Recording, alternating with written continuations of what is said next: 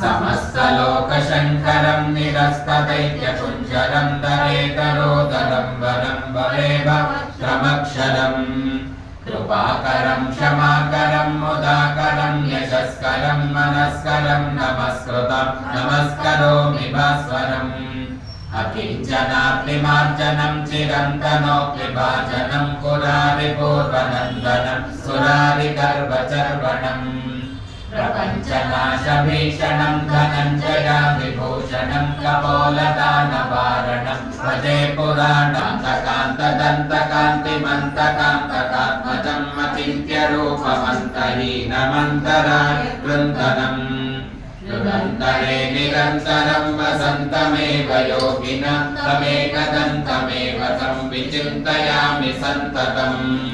Mahaganesh पञ्चरत्नमादरेण योन्मः प्रकल्पते